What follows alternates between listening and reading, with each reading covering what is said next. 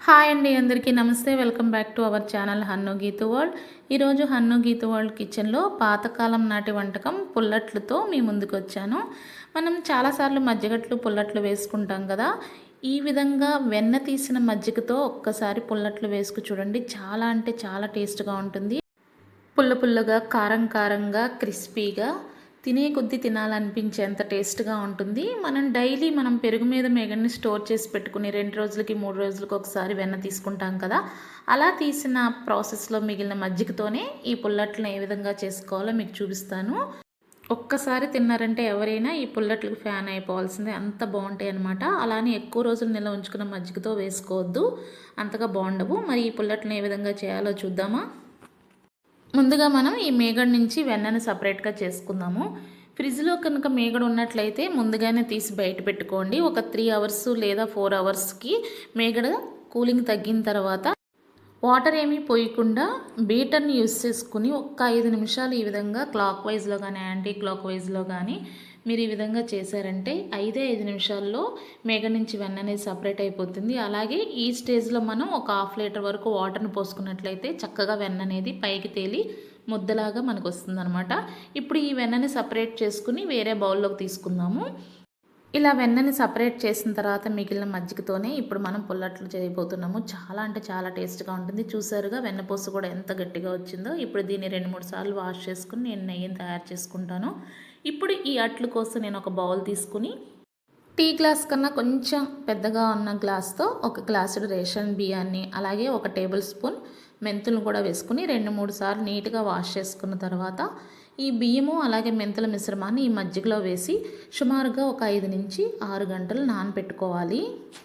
అలాగే ఈ నానబెట్టుకున్న బియ్యంలో 1 ఇంచు అల్లం ముక్క, ఒక పచ్చిమిర్చిని కూడా ముక్కలుగా చేసుకుని వాటితో పాటు నానబెట్టుకుని రుబ్బుకోవచ్చు. లేదంటే బియ్యాన్ని నానబెట్టుకున్నప్పుడైనా డైరెక్ట్గా వేసుకుని రుబ్బుకోవచ్చు. టేస్ట్ చాలా బాగుంటుంది. 6 గంటల తర్వాత ఈ బియ్యాన్ని మిక్సీ జార్లో వేసుకుని మనం ఏ మజ్జిగతో అయితే నానబెట్టుకున్నామో అదే మజ్జిగని కొద్ది కొద్దిగా వేసుకుంటూ ఈ విధంగా రుబ్బుకోవాలి. ఇలా రుబ్బుకున్న తర్వాత దీనిలో 1 టేబుల్ స్పూన్ జీలకర్ర, అలాగే 3 టేబుల్ స్పూన్ల బొంబాయి రవ్వను కూడా వేసుకుని, అలాగే 2 టేబుల్ స్పూన్ల మైదాను కూడా వేసుకుని చక్కగా ఉండలు లేకుండా కలుపుకోవాలి. మైదా వేయడం వల్ల అట్టు విరగకుండా ఉంటుంది. మైదాకి బదులు గోధుమ పిండిని కూడా మీరు యాడ్ చేసుకోవచ్చు. అలాగే దీనిలో రుచికి తగ్గ ఉప్పును కూడా వేసుకుని ఉండలేమీ లేకుండా చక్కగా ఈ విధంగా కలుపుకోవాలి.